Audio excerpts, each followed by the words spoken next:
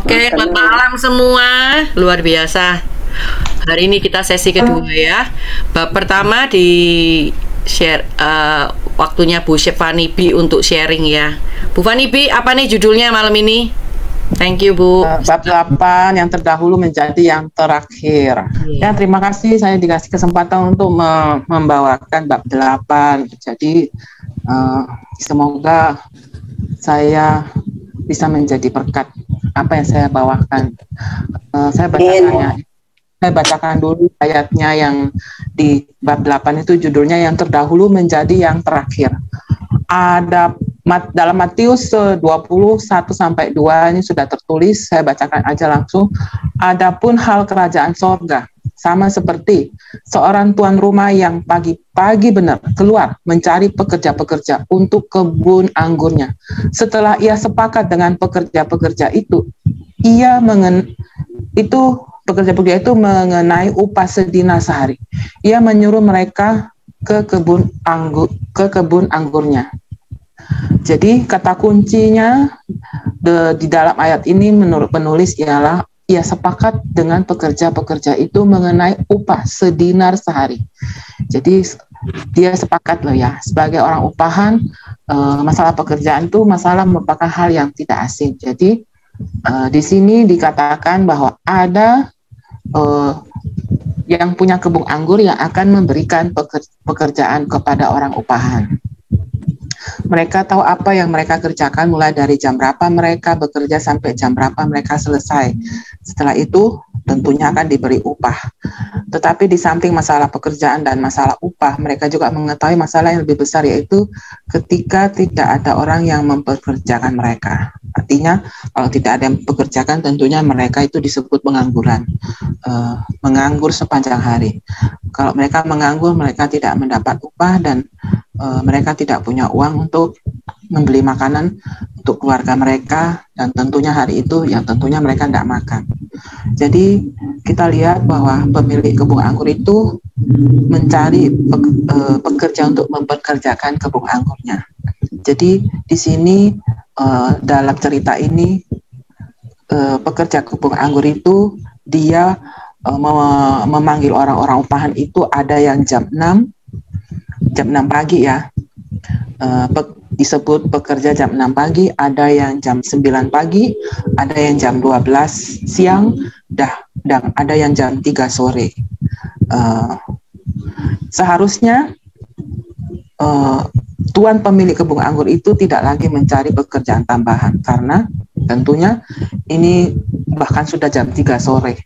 Tetapi nyatanya ia masih mencari pekerja dan mendatangkan pekerja jam 5 sore. Jam 5 sore, dan ternyata pekerjaan itu selesai jam 6 sore. Tentunya yang jam 5 sore itu bekerjanya hanya sejam saja. Jadi yang hanya bekerja 1 jam saja. Di sini diceritakan Tuhan menunjukkan kepada saya bahwa perumpamaan ini berbicara tentang kasih karunia. Jadi menurut pengertian saya, kasih karunia itu adalah kebaikan Tuhan yang seharusnya kita tidak terima. Jadi tidak sepadan, apa yang kita kerjakan itu tidak sepadan dengan apa yang Tuhan berikan kepada kita. Itu disebut kasih karunia menurut saya. Dan orang-orang yang menerima kasih karunia itu harus hidup dalam kasih karunia dan jangan membuat kasih karunia yang sudah diterimanya itu sia-sia. Di dalam 2 Korintus 6 ayat 1 dikatakan, sebagai teman-teman sekerja, kami menasihatkan kamu supaya kamu jangan membuat menjadi sia-sia kasih karunia Allah yang telah kamu terima. Artinya di antara orang yang menerima kasih karunia ada yang menyia-nyiakan kasih karunia-Nya. Menurut saya, kenapa orang menyia-nyiakan itu karena dia tidak mengerti arti kasih karunia itu. Dia tidak menghargai, dia tidak mengerti apa itu artinya kasih karunia. Seharusnya orang-orang yang menerima kasih karunia itu hidup di dalam kasih karunia. Artinya mereka harus melihat kesempatan bahwa bekerja di kebun anggur itu sebagai kesempatan yang berharga. Sebab mereka pernah menganggur sepanjang hari tanpa ada yang memperkerjakan mereka. Jadi, bukankah suatu kesempatan ya kalau kita itu lagi membutuhkan sesuatu, tiba-tiba ada yang menawarkan. Nah, seperti itu kita mengucap syukur gitu ya. Artinya mereka harusnya melihat kesempatan bekerja di kebun anggur itu sebagai kesempatan yang berharga, sebab mereka pernah menganggur ya sepanjang hari, dan melihat kesempatan bekerja itu sebagai kesempatan yang berharga untuk hidup berdasarkan kasih karunia, bukan menyia-nyiakannya. Dan ketika mereka menyia-nyiakan kasih karunia, maka mereka menjadi orang yang gagal menerima kasih karunia selanjutnya. Nah, setelah mereka bekerja, waktunya mereka menerima upahnya. Ada ayat dalam Matius 28-9, ketika hari malam, Tuhan itu berkata kepada mandurnya, panggillah pekerja-pekerja itu dan bayarkan upah mereka, mulai dengan mereka yang masuk terakhir hingga mereka yang masuk terdahulu. Maka datanglah mereka yang mulai bekerja kira-kira pukul 5 dan mereka menerima masing-masing 1 dinar. Yang menerima upah pertama adalah pekerja jam 5 sore, yang terakhir. Berarti mereka bekerja hanya 1 jam dan mereka menerima upah 1 dinar. Melihat temannya yang bekerja hanya 1 jam menerima upah 1 dinar, pikirnya, wah, yang terdahulu tuh memikir, mungkin saya akan menerima upah yang lebih banyak ya karena saya bekerja lebih banyak. Tapi kenyataannya yang mereka terima tetap saja 1 dinar. Di dalam Matius 20 ayat 10-12 mengatakan, kemudian datanglah mereka yang masuk terdahulu, sangkanya akan mendapat lebih banyak, tetapi mereka pun menerima masing-masing 1 dinar juga. Jika mereka menerimanya, maka mereka bersungut-sungut kepada Tuhan itu, katanya, mereka yang masuk terakhir itu hanya bekerja 1 jam, dan engkau menyamakan mereka dengan kami yang sehari suntuk bekerja berat dan menanggung panas terik matahari. Ya, di sini dikatakan bahwa mereka bersungut-sungut. Mengapa? Karena mereka merasa diperlakukan tidak adil. Mereka bekerja sepanjang hari, sedangkan yang bekerja jam 5 sore menerima upah yang sama, padahal mereka hanya bekerja 1 jam saja. Ketidaksukaan mereka itu sebenarnya menunjukkan ketidakmampuan mereka melihat kasih karunia mereka terima. Sekarang itu pun terjadi pada umat Tuhan, karena mereka tidak mampu melihat kasih karunia mereka terima, mereka tidak menghargai kasih karunia. Jadi apa yang kita dapat dari Tuhan yang semestinya kita itu menghargai, kita tidak menghargai karena kita tidak mengerti gitu loh. Karena mereka tidak menghargai kasih, mereka menyia-nyiakan kasih karunia. Dan karena mereka menyia-nyiakan, maka mereka gagal menerima kasih karunia selanjutnya. Mereka tidak dapat melihat kemurahan hati Bapa, maka mereka tidak mampu melihat kasih karunia yang begitu besar dan tidak mampu melihat orang lain menerima kasih karunia. Di saat itulah sebenarnya mereka menjadi orang yang gagal menerima kasih karunia yang selanjutnya. Hal penting apa yang harus kita renungkan? Tuhan Yesus mengakhiri perumpamaan itu dengan sebuah peringatan serius. Dalam Matius 20 ayat 16, demikianlah orang yang terakhir akan menjadi yang terdahulu dan yang terdahulu akan menjadi yang terakhir. Hal ini berarti orang-orang yang menerima kasih karunia bisa gagal menerima kasih karunia selanjutnya.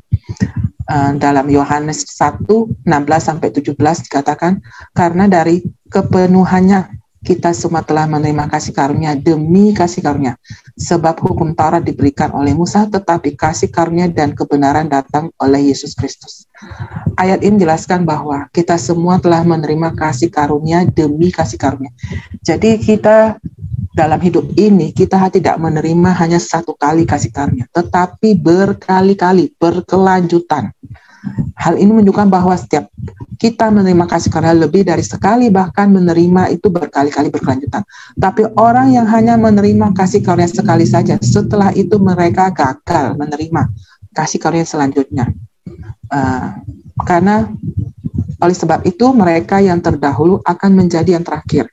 Tetapi orang yang menghargai kasih karunia, yang tidak menyanyiakan kasih karunia, mampu melihat orang lain menerima kasih karunia, maka mereka menjadi yang terakhir yang akan menjadi yang terdahulu. Seperti ini ya teman-teman. Kita kadang merasa iri ya atas apa yang diterima orang lain. Makanya kita tidak bisa melihat mereka itu mendapat kasih karunia. Padahal kita sendiri sebenarnya sudah mendapatkan kasih karunia itu, tetapi kita tidak menghargai. Jikalau kita menghargai, tentunya kita itu mengucap syukur. Dan kita kalau melihat orang mendapatkan kasih karunia daripada Tuhan, tentunya kita ikut senang, bukan ikut malah bersungut-sungut seperti pekerja di kebun anggur yang terdahulu seperti itu ya. Menurut saya seperti itu. Dalam Yohanes 3 ayat 15-16 saya bacakan. Dalam Yohanes 3 15-16, supaya setiap orang yang percaya kepadanya beroleh hidup yang kekal.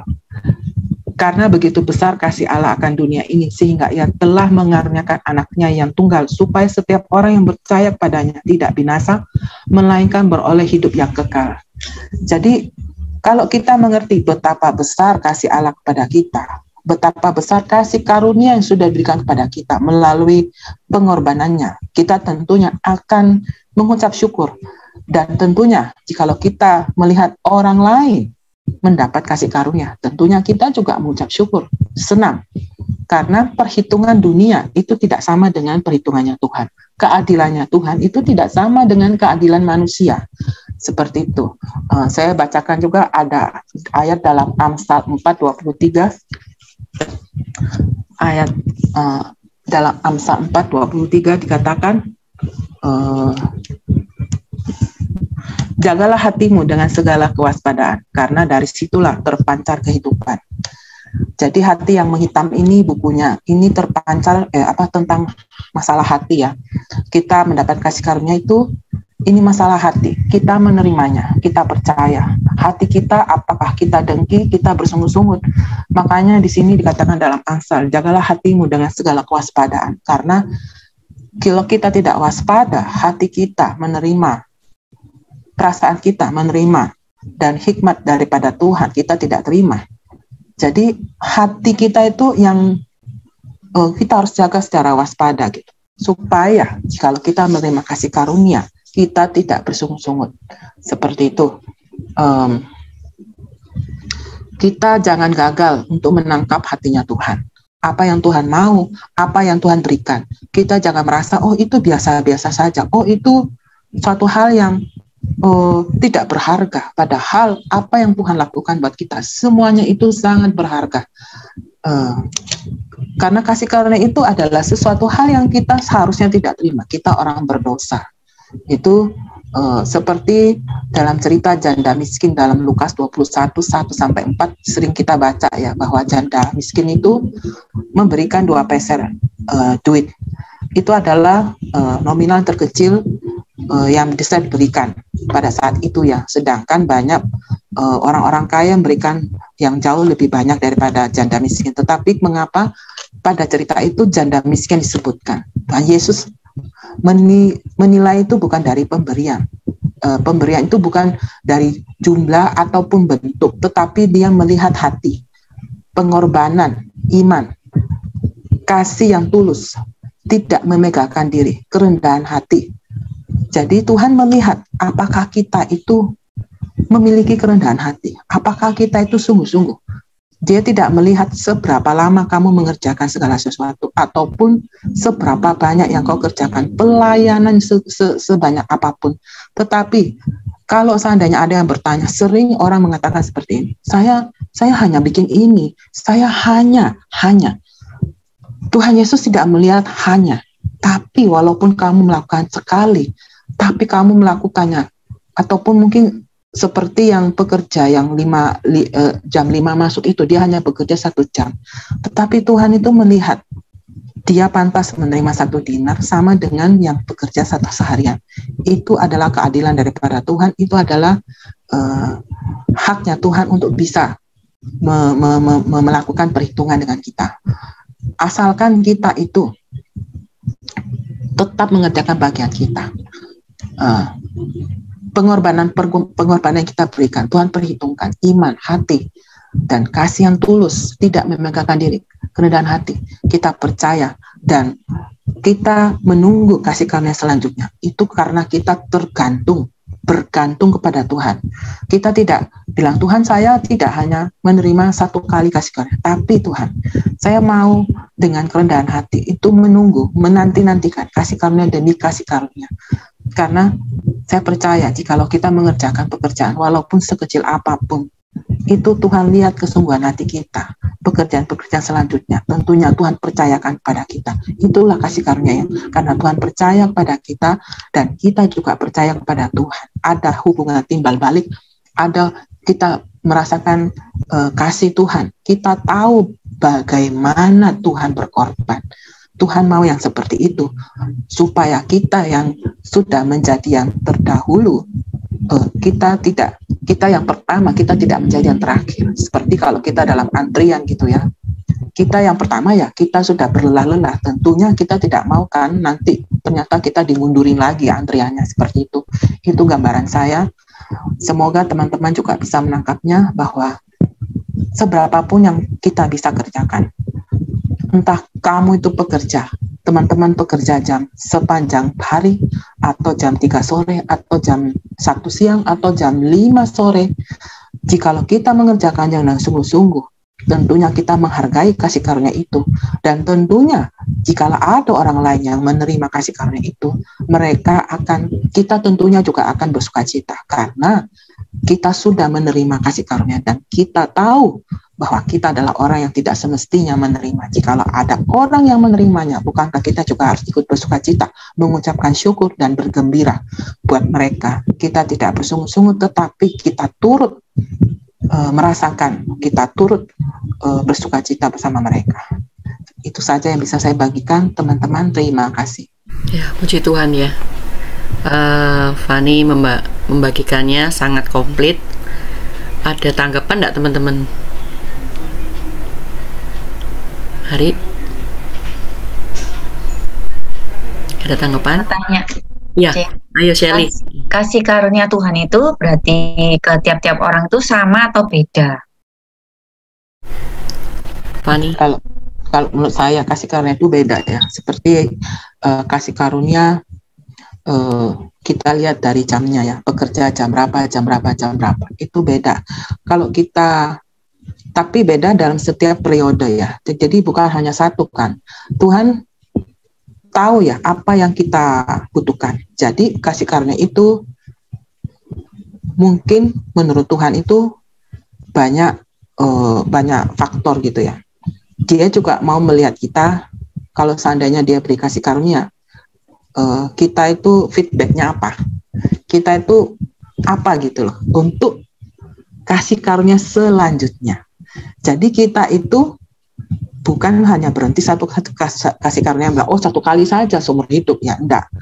Tapi beda kondisi, beda lokasi, beda keadaan, itu semua beda. Jadi bisa saja untuk hal yang sama, suatu peristiwa, ini kan satu pekerjaan toh yang sama, tetapi dari jamnya itu saja sudah kelihatan beda ya. Tetapi apa yang menjadi penilaian Tuhan itu kan tidak sama dengan penilaian manusia.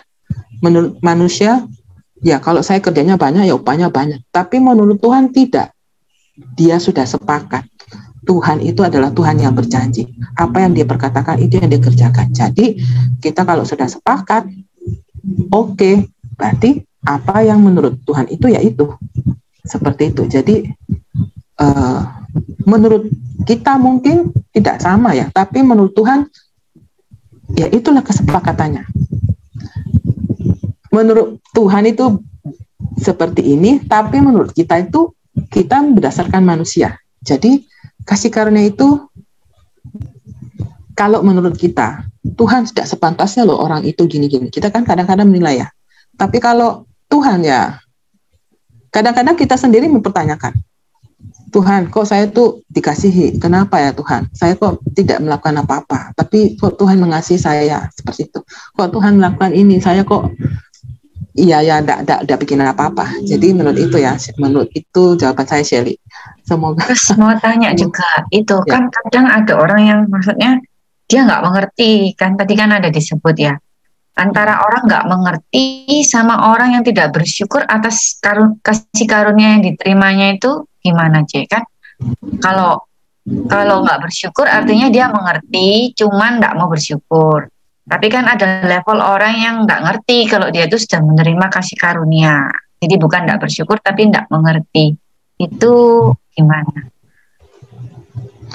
Kalau dia tidak mengerti, itu berarti mungkin dia tidak bisa disalahin gitu ya, karena dia tidak mengerti. Tapi alangkah lucunya kalau kita sudah mengerti, tapi kita tidak mengucap syukur gitu. Itu kesalahannya malah 2 kali gitu kan. Kalau mestinya kita tidak mengerti, berarti dia belum kenal Tuhan secara lebih mendalam. Dia belum mengerti pengorbanan Tuhan seperti apa. Itu artinya dia belum dewasa. Dia masih kanak-kanak. Nah, itu masih bisa tertolong. Suatu saat, dia mengerti dan dia bisa mengucap syukur. Tetapi kalau kita sudah mengerti dan kita tidak mengucap syukur, alangkah mengenaskan, karena kita sudah mengerti tapi kok tidak mengucap syukur. Itu karena ada sesuatu hati kita belum beres. Kita tadi bersungut-sungut karena mungkin kita iri hati, kita menyimpan suatu hal yang kenapa saya merasa saya tidak menerima keadilan. Tapi kita harus tahu keadilan Tuhan tidak sama dengan keadilan manusia. Kita tidak mengerti Tuhan Yesus seperti apa. Kalau kita sudah mengerti, tentunya kita akan bersukacita untuk orang-orang. Kadang-kadang kita melihat orang, ternyata orang itu diberkati Tuhan, kita kok belum. Nah, itu kan bisa jadi seperti itu. Apakah kita bersungut-sungut? Harusnya saya itu yang menerima Tuhan. Kok orang itu ditolong, kok saya tidak? Tapi bukankah waktu kita percaya waktu Tuhan yang terbaik seperti itu? Kalau seandainya kita sudah ngerti waktu Tuhan yang terbaik, walaupun kita saat ini belum menerima, mungkin belum waktunya Tuhan, kita tidak akan bersungut, tetapi malah kita lebih mendekat kepada Tuhan. Nah, seperti itu. Jadi beda antara yang percaya sama yang belum percaya. Dia belum dewasa, dia masih bisa diberi pengetahuan, beri hikmat gitu ya, kita yang menuntun gitu untuk supaya kamu lebih kenal Tuhan gitu kan. Nah, jadi ketidakmengertiannya itu karena dia belum mengenal Tuhan secara lebih sempurna. Seperti itu menurut saya, share. Yang lain mungkin bisa ditanggapi. Krisantina mau nanggepin tuh kayaknya. Ya, silakan. Chris. Halo semuanya. Shalom. Ya, aku mau menanggapi pertanyaannya Shirley yang pertama ya. Kasih karunia ke semua orang itu sama atau enggak gitu kan ya. Kasih karunia itu adalah kemampuan ilahi. Sesuatu yang kita nggak bisa lakuin dengan usaha kita sendiri gitu kan. Yang tidak layak kita terima. Jadi kasih karunia yang maksudnya pertanyaan Sally itu bentuknya, kalau bentuknya bisa berbeda-beda. Yang kita terima bentuknya mungkin bisa berbeda-beda, tetapi diberikan kemampuan ilahi, sesuatu yang kita nggak bisa lakuin, tapi kita dimampukan untuk melakukan. Jadi mungkin bentuknya berbeda-beda, keadaannya berbeda-beda, tapi kasih karunia setiap orang tuh sama gitu, diberikan porsinya sama. Cuman dalam bentuknya, dalam aplikasinya mungkin berbeda-beda. Kalau dilihat dari Matius 20, itu yang jam dari pagi-pagi benar, terus dari jam 9, jam 12, jam 3, itu menunjukkan bahwa setiap orang punya kairos yang berbeda-beda. Waktu menerima kairos Tuhan, waktunya berbeda-beda. Menerima kasih karunia-Nya pada waktu yang berbeda-beda, tetapi semua orang menerima kasih karunia. Makanya dijelaskan bahwa yang terdahulu sampai yang terkemudian terimanya sama, 1 dinar. Artinya semua dari yang terdahulu sampai yang terkemudian, semua layak menerima kasih karunia yang sama, 1 dinar. 1 dinar itu adalah lambang dari Yesus. Angka 1 itu adalah lambang dari Yesus. Semua layak menerima kasih karunia, sumber kasih karunia itu Yesus gitu. Jadi sepertinya kadang kita melihatnya seperti kronos kan. Kok ada yang terimanya di jam 9, ada yang terimanya di jam 12, ada yang terimanya di jam 3. Seperti kalau dalam kehidupan sehari-hari ada yang udah kenal Tuhan dari berapa tahun yang lalu. Ada yang baru kenal Tuhan sekarang gitu. Sepertinya kronos kan. Tapi buat orang itu sendiri yang menerima, itu adalah kairosnya dia. Kairos Tuhan yang terjadi dalam kehidupan dia gitu. Waktu Tuhan yang terjadi. Jadi pada saat dia menerima saat itu, kasih karunia-nya kualitasnya sama, tapi bentuknya mungkin berbeda pada saat dia mengalami hal yang berbeda. Tapi kemampuan ilahi itu sama gitu kualitasnya. Mungkin itu untuk melengkapi aja sih. Karena kebetulan ini Matius 20 waktu itu saya mengalami waktu maksudnya saya mengalami, jadi saya benar-benar pelajari gitu loh Matius 20 ini. Karena saya mengalami itu kan ini kan cerita tentang mengingatkan tentang end of time, tentang waktu-waktu terakhir gitu kan. Jadi kita yang terkemudian itu yang jam 5 sore itu diingatkan tentang waktu terakhir, bahwa kita tuh waktunya tinggal sedikit, jadi kita harus menghargai kasih karunia. Jadi tadi kalau berdasarkan dari buku Pak Stehe bab 8 itu, orang yang menerima kasih karunia adalah harusnya orang yang berhasil menghargai kasih karunia itu. Jadi kalau dia berhasil menghargai kasih karunia dia nggak akan bersungut-sungut kenapa yang duluan dapat yang belakangan dapatnya sama seperti aku. Dia nggak akan bersungut-sungut karena dia menghargai kasih karunia yang dia terima gitu. Kalau dia menghargai, dia tahu bahwa kasih karunia yang dia terima itu cuma-cuma, dia nggak akan ngiri kalau orang lain juga dapat yang sama gitu. Jadi itu orang yang menerima kasih karunia dan yang berhasil menghargai kasih karunia-nya tidak akan pernah bersungut-sungut ketika ketidakadilan sepertinya nggak adil tuh, nggak akan merasa kayak gitu karena dia sadar banget kasih karunia itu cuma-cuma gitu kan. Terus kalau orang yang menghargai kasih karunia itu, dia akan mengerti bahwa sumber kasih karunia itu kan pribadi yang murah hati, ya kan? Jadi dia juga harus murah hati gitu loh. Jadi dia juga harus punya keinginan semua orang harus bisa menikmati kasih karunia gitu. Kayak gitu. Terus siapa yang menghargai kasih karunia yang diterimanya tidak akan menyia-nyiakan kasih karunia yang diterimanya gitu. Jadi dia nggak akan menyia-nyiakan, jadi dia nggak bakalan tuh dia gunain semuanya untuk komplain, untuk membanding-bandingkan. Justru dia akan menghargai itu dan dia merasa jadi punya kerinduan semua orang harus menikmati kasih karunia ini. Yang belakangan masuk pun harus menikmati gitu. Kayak gitu. Kalau yang saya pelajari sih seperti itu ya. Terus kalau yang pertanyaan kedua tadi apa ya? Kalau orang nggak ngerti, bedanya orang yang nggak mengerti sama orang yang nggak bersyukur atas kasih karunia itu. Oh, bedanya orang itu yang tidak mengerti akan terus melihatnya dari sisi ketidakadilan, kan? Itu karena dia gagal menghargai kasih karunia itu, dia gagal mengerti bahwa kasih karunia yang dia terima pun dia terima cuma-cuma, dan pemberinya itu kan suka-sukanya pemberi dong, namanya dia pemilik kebun anggur, suka-sukanya si pemilik kebun anggur, dia mau kasih ke siapa aja yang berhak menerimanya gitu, bukan hak dia untuk komplain. Terus kalau yang bersyukur itu ya yang berhasil menghargai kasih karunia. Kurang lebih itu kalau menurut pandangan saya. Thank you. Thank you, Ce. Thank you, Grace. Boleh tambahin lagi yuk, biar seru nih. Saya mau tanya. Boleh ya? Iya, tanya boleh. Berarti kasih karunia itu kalau yang terdahulu jadi yang terkemudian, Berarti kasih karunianya hilang ya? Bisa hilang ya?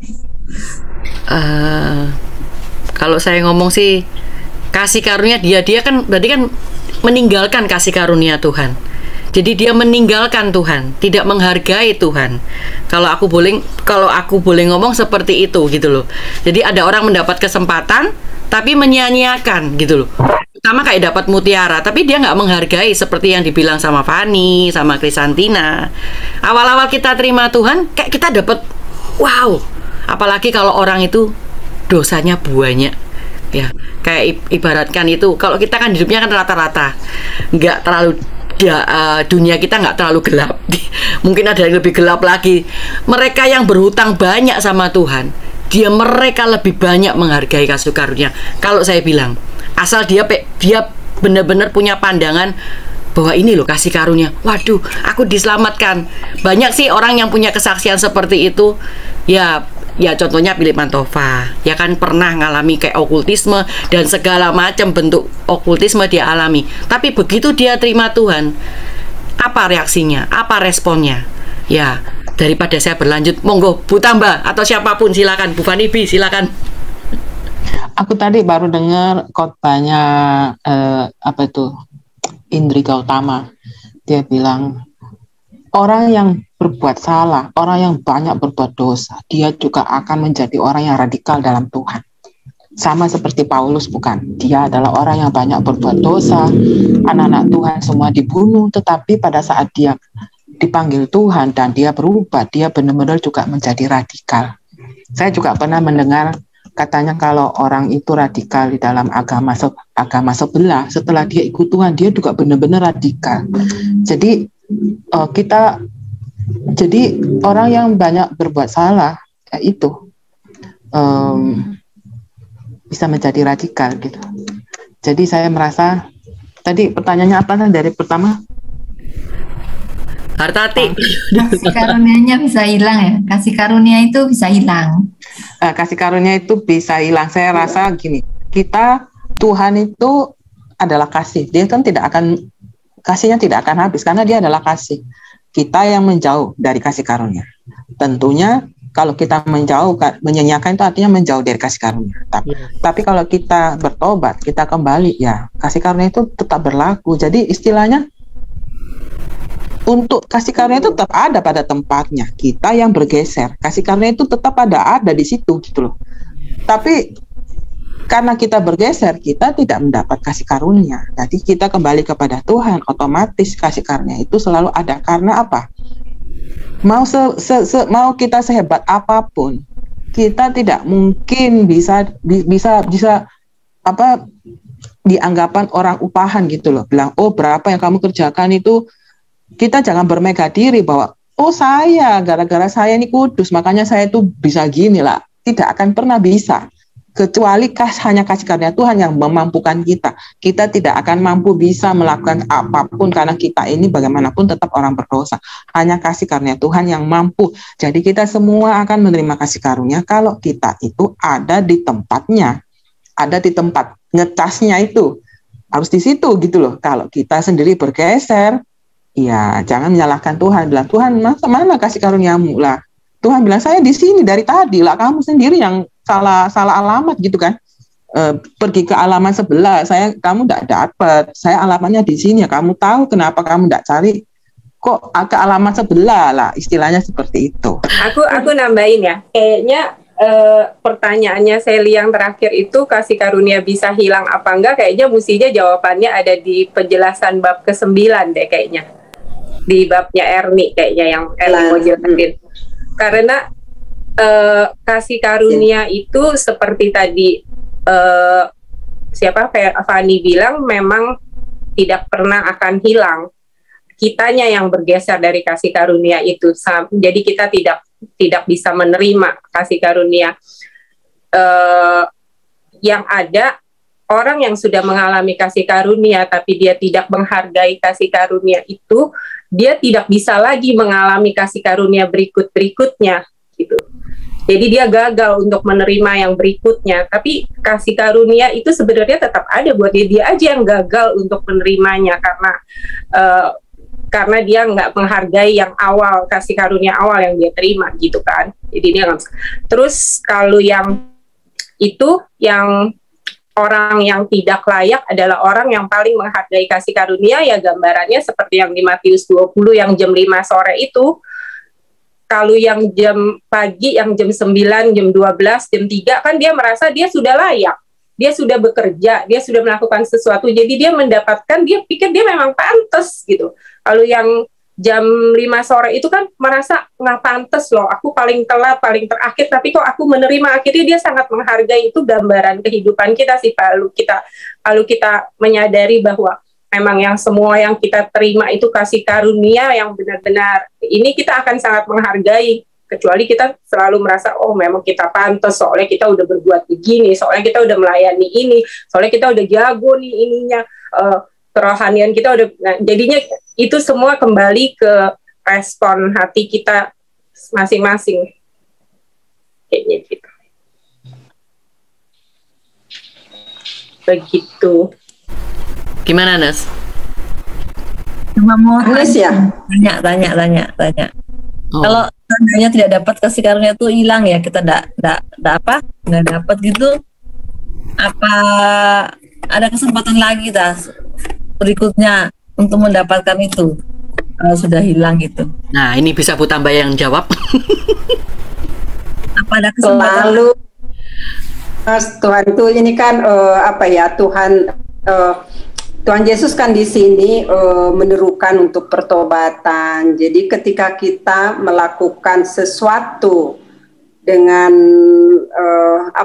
tidak mampu mengambil atau menerima kasih karunia itu, kita dengan tadi yang dibilang sama Kristantina dan Fanny B, ya, kita nggak bisa menerima, artinya gagal untuk menerima. Pasti Tuhan berikan kesempatan, tetapi ya kan, ada banyak orang yang seringkali meremehkan setiap kesempatan bertobat. Nah, makanya ketika Tuhan memberikan kita kesempatan untuk berubah, untuk bertobat, benar-benar kita harus menghargainya, bahwa itu adalah kasih karunia yang besar. Jadi selalu ada kesempatan Tuhan berikan. Tetapi pada waktu nanti kita menganggap remeh kasih karunia itu, dan kita semakin dalam makin jauh keluar dari lingkaran kasih karunia itu, ya di dalam kitab Ibrani dikatakan tidak ada lagi kalau kita sengaja berbuat dosa, maka tidak ada lagi kesempatan untuk kita, gitu. Sengaja berbuat dosa, itu kan menyanyiakan kasih karunia yang Tuhan berikan kepada kita, gitu. Jadi mestinya kita menghargai ya setiap kesempatan yang Tuhan berikan bagi kita. Ya seperti sekarang ini nih, ini kesempatan buat kita loh untuk semakin dibangun, ya kan, semakin diisi penuh. Bagaimana kita saling memberikan satu pengalaman, bukan hanya sekedar kita teori di sini, tetapi pengalaman kita sharing satu dengan yang lain. Ini kesempatan nih, ketika kita mau setia di sini, kita punya sikap, punya respon yang benar, maka Tuhan akan tambahkan kasih karunia demi kasih karunia buat kita, gitu. Itu sih. Thank you, Bu. Itu Thank you loh ya.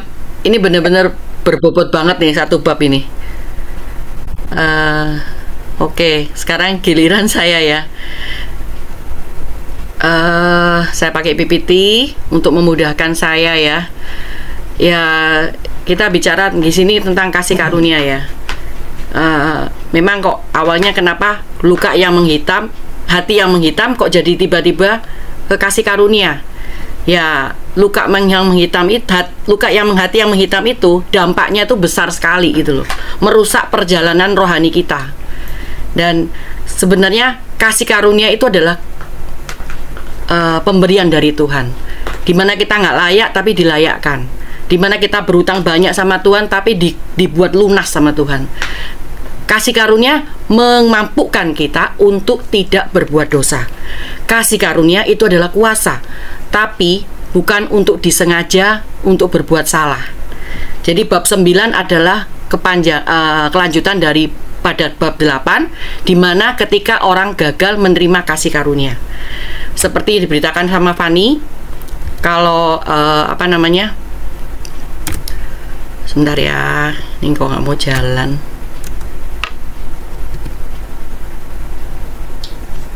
Sebentar.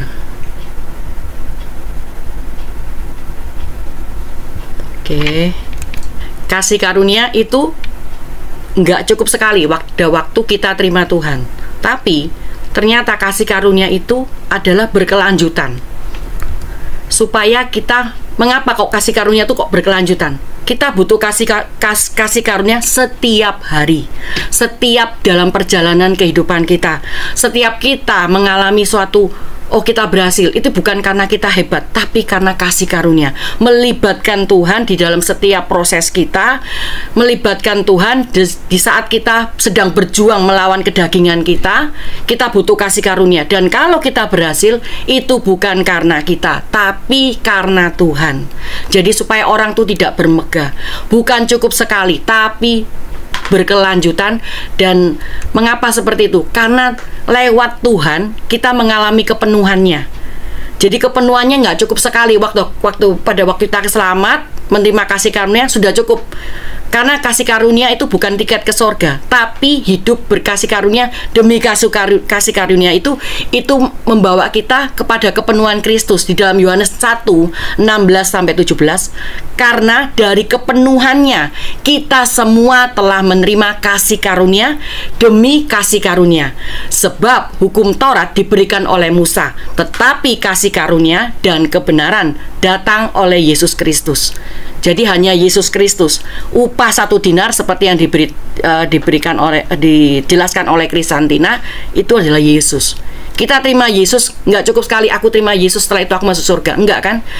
Keselamatan kan bukan tiket. Keselamatan itu adalah membuat kita menyangkal diri kita. Tuhan biar semakin bertambah-tambah dan kita semakin berkurang-kurang. Di dalam Yohanes 3:30 itu menandakan kasih karunia makin bertambah-tambah dan kedagingan kita semakin lama semakin berkurang. Saya baca bab ini, saya juga meresapi untuk diri saya sendiri.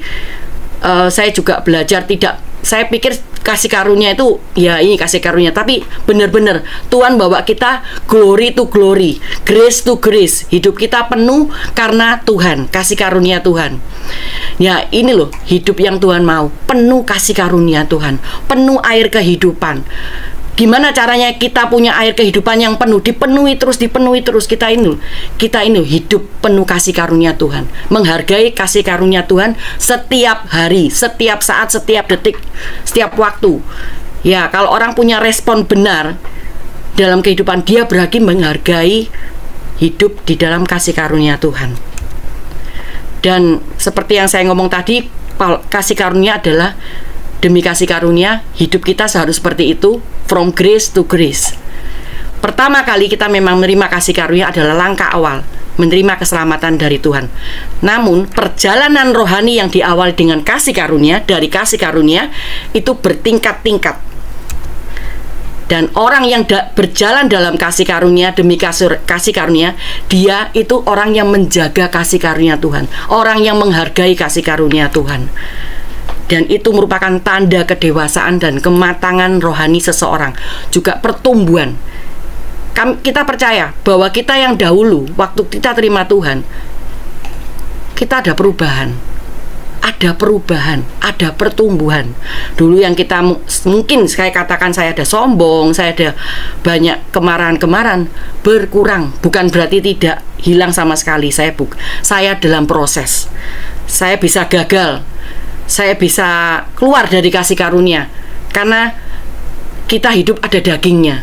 Tapi di sini kita belajar menanggalkan kedagingan, mengikut sertakan Tuhan di dalam proses kita. Dan kita bersyukur punya teman-teman yang bisa buat kita ngomong, kita belajar ya seperti kasih karunia itu adalah pertumbuhan rohani. Gimana kita belajar meletakkan hak kita kepada Tuhan, meletakkan Tuhan mau gimana. Itu pas kita benar-benar dalam kasih karunia. Maksudnya kita benar-benar sadar rohani, kita butuh Tuhan. Tapi pada saatnya ada daging yang kadang-kadang juga ikut main di situ. Nah, kita belajar. Dan saat kita mampu, itu karena Tuhan. Gini ya, perbandingan orang yang hidup dalam kasih karunia dan orang yang berhenti hidup dalam kasih karunia. Orang yang hidup di dalam kasih karunia, dia akan terus berjalan. Dia tidak berhenti. Dia meskipun ada miss the mark, ada meleset, tapi dia cepat-cepat kembali. Dia cepat-cepat kembali. Dia cepat-cepat sadar. Orang yang ditegur Tuhan, kita dapat melakukan kesalahan tapi tegur cepat, itu lebih baik daripada kita kehilangan jatuhnya ke ibarat jurang, kita jatuhnya ke kedalaman, susah untuk naik kembali kalau bukan benar-benar kita butuh kasih karunia Tuhan. Dan beda dengan orang yang hidup tanpa kasih karunia Tuhan, dia akan berhenti di pinggir jalan, malah dia akan meninggalkan relnya Tuhan, dia meninggalkan kasih karunia Tuhan, yaitu orang yang tidak menghargai. Jadi jangan sampai hidup kita ini berhenti, mutung di pinggir jalan, kita nggak mau ngapain, kita nggak mau lanjutin lagi gitu. Ini maunya orang yang berhenti dalam hidup kasih karunia, dia maunya Tuhan nurut dia, bukan dia nurut Tuhan. Tapi orang yang hidup dalam kasih karunia, dia mau menurut apa kata Tuhan, mulai belajar meletakkan hak-hak. Mungkin yang kecil-kecil, lama-lama kita bisa ngerti kok, gitu loh. Sejalan dengan pertumbuhan kita, pengenalan kita sama Tuhan. Dan mengapa orang gagal hidup dalam kasih karunia? Pertama karena lama-lama ya hatinya tuh menghitam, dia membiarkan dirinya penuh dengan luka. Dia tetap hidup di dalam penjaranya itu, sedangkan kasih karunia itu ada. Dan karena kecewa, karena iri hati, ya seperti tadi Fanny B bilang, hatinya mulai terganggu melihat keberhasilan orang lain, kesuksesan orang lain. Kok diberkati ya, seperti yang Fanny B bilang. Teman-teman bilang, kita sedang berjuang loh. Saya juga berjuang saat ada orang mendapatkan hadiah. Saya belajar Tuhan, saya mau benar. Di situ loh kita punya apa ya, kalau dibilang kayak buku belokan benar, belokan salah. Itu hati kita itu Tuhan tahu. Saya juga berproses. Saya juga yang menghasilkan respon yang benar. Respon kita belajar menghasilkan respon yang benar. Kita belajar menghasilkan belokan yang benar, bukan belokan yang salah. Dan menyimpan kepahitan, membiarkan dirinya tinggal dalam penjara kepahitan.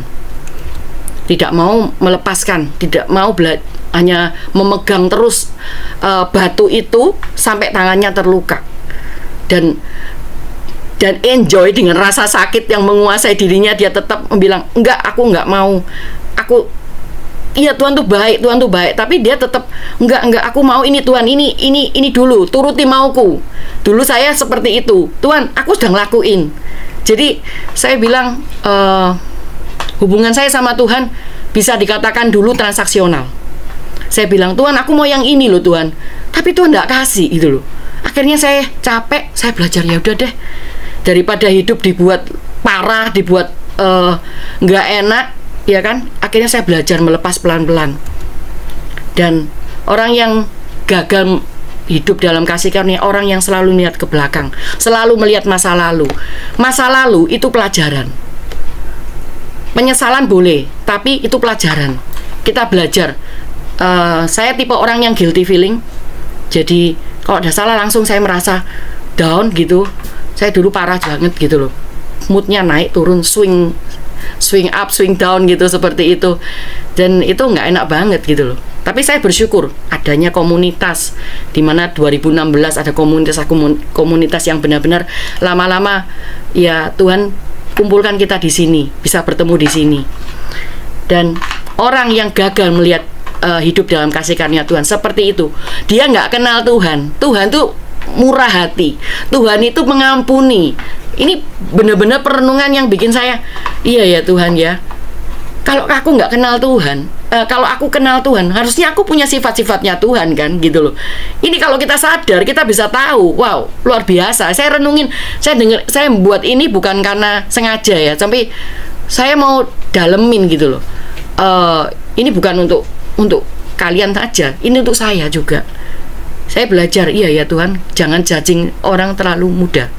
Coba deh, gitu loh. Kita nggak tahu behind the scene ada apa orang itu, seberapa dalamnya. Apalagi kalau kita punya keluarga yang jauh, tiba-tiba menderita, kita ikut sedih gitu loh. Kita nggak ikut sorak-sorak. Tapi kalau dia kenal Tuhan, ngalami Tuhan, kita ikut bersuka cita. Seperti domba yang hilang, kita ikut bersuka cita. Domba yang 99 domba tidak cemberut sama Tuhan, dia nggak cemberut sama gembalanya. Satu domba hilang dicari, kita ikut bersukaria di situ loh. Itu luar biasa. Sifat itu ya kita sedang hidupi ya. Kita belum perfect, tapi ini jadi suatu rema bagi saya juga, melihat orang nggak gampang judging dulu, gampang lebih banyak kita berdiam lewat belokan-belokan. Kita mau ngambil belokan benar, belokan salah, di sini tempatnya. Nah, ini warning. Mereka yang menerima kasih karunia tapi tidak hidup berdasarkan kasih karunia, karena mereka tidak hidup di bawah berdasarkan kasih karunia, maka mereka menjadi orang yang gagal memperoleh kasih karunia. Ya, sekian dari saya. Saya rasa saya cuma melengkapi apa yang Fanny B sudah ngomong, jadi kelanjutan terus nih. Jadi dampaknya dari hati yang menghitam itu parah banget. Oke, thank you semua.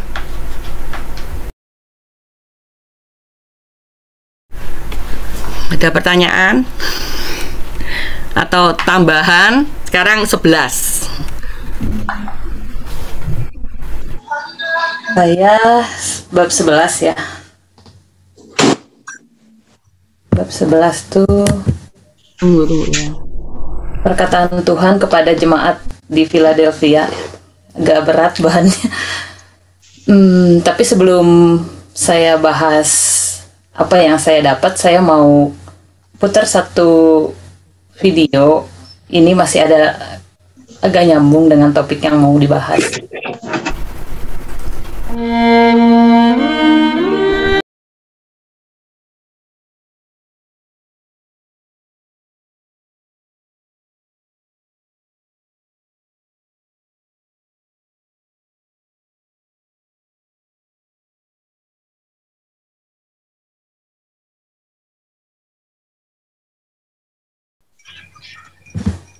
Thank you.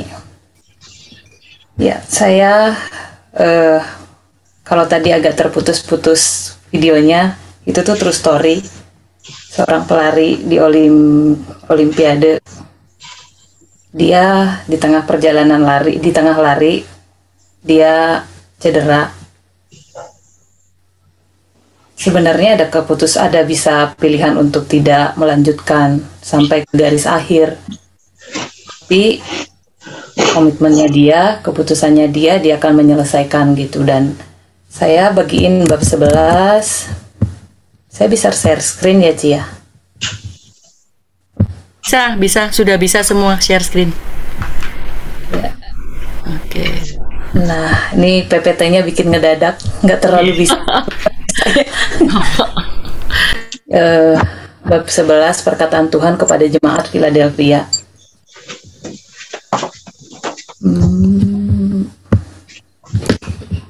Hari ini adalah jahat. Banyak hal yang bisa membuat kita keluar dari jalurnya. Banyak hal yang bisa membuat kita berhenti untuk mengikutinya. Sama seperti video tadi. Di sana memang nggak dijegal gitu, tapi saya sih membayangkan ya, kalau perjalanan kita tuh sama seperti atlet yang tadi gitu. Kita tuh masing-masing sudah ditetapkan untuk menyelesaikan sampai akhir. Dan saya belajar gitu ketika saya lihat video itu, yang namanya ketika di Alkitab bilang kamu harus menyelesaikan sampai akhir, kamu harus memenangkan pertandingan, itu tuh bukan berbicara tentang yang pertama sampai di akhir gitu, tapi berbicara tentang menyelesaikan garis akhir gitu. Saya belajar itu gitu, bahwa mungkin dalam perjalanan kita masing-masing, tiap-tiap orang punya pergumulan, kesulitan. Ikut Tuhan gak gampang, tapi gak ikut Tuhan juga jauh lebih gak gampang. dalam perjalanan kita ikut Tuhan masing-masing punya trouble, punya kesulitan. Mungkin tiap-tiap orang pernah ada di posisi pengen menyerah, pengen berhenti, nggak lagi mau mengikuti jalan-jalannya Tuhan gitu. Mungkin tiap-tiap kita pernah ada di persimpangan seperti itu, di belokan itu. Tapi tiap-tiap kita juga memutuskan untuk terus berjalan gitu. Kalau di sini bilang hari-hari ini adalah jahat, ya banyak hal yang bisa membuat kita melenceng, banyak hal yang bisa membuat kita keluar dari jalurnya, banyak hal yang bisa membuat kita berhenti juga untuk percaya kepada Tuhan. Tapi di Alkitab bilang akhir suatu hal lebih baik daripada awalnya. Dan apa sih yang harus dibutuhkan gitu, bisa mengakhiri dengan baik? Ya berjuang supaya jangan goyah imanmu, berjuang supaya jangan menyerah dalam perjalanan, jangan menyerah dalam perjalanan kita dengan Tuhan. Jangan lepaskan kepercayaan kita akan Tuhan dan bertahan dalam keyakinan kita. Itu terus bertandinglah dalam pertandingan yang benar, rebutlah hidup yang kekal. Untuk itulah engkau telah diikrarkan. Untuk itulah engkau ikrarkan ikrar yang benar di hadapan banyak saksi itu. Saya ngeliat video itu, ya buat saya nggak masalah gitu. Kalau saya bukan orang pertama yang sampai di garis akhir.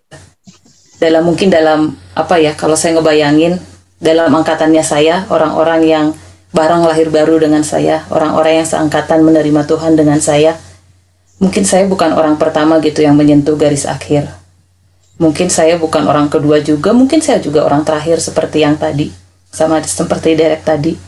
Tapi ini bukan masalah nomor satu memang, tapi ini masalah bagaimana menyelesaikan sampai garis akhir gitu. Bagaimana tidak menyerah. Mungkin dalam perjalanan tadi dia cedera, tapi cedera di sini bisa diibaratkan kalau perjalanan tiap-tiap kita, di tengah-tengah perjalanan kita menuju garis akhir, menyelesaikan pertandingan, di sana mungkin kita ada terluka, di sana mungkin kita ada kecewa, di tengah-tengah perjalanan itu mungkin kita harus kehilangan banyak hal, atau kehilangan orang-orang yang kita kasihi gitu. Di sana mungkin ada begitu banyak harapan tidak menjadi nyata. Di sana mungkin di perjalanan kita berjalan dengan Tuhan menuju garis akhir, di sana mungkin ada begitu banyak hal. Sudah kita berusaha hidup benar, tapi kok rasanya orang yang nggak hidup benar tuh lebih mujur gitu hidupnya dibanding kita yang hidup benar. Dan di sana ada tawaran untuk menjadi kecewa. Cederanya si Derek tadi tuh dalam atlet itu, ya kita bisa ibaratkan aja bahwa masing-masing kita juga punya kesulitan-kesulitan di perjalanan.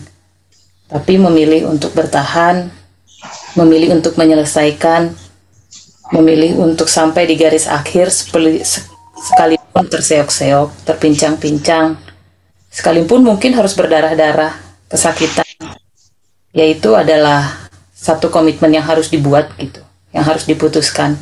Sama seperti Derek tadi gitu, bisa menyelesaikan itu buat saya itu lebih dari pemenang tuh, itu seperti itu mungkin ya. Dia pemenang juara satunya siapa, tapi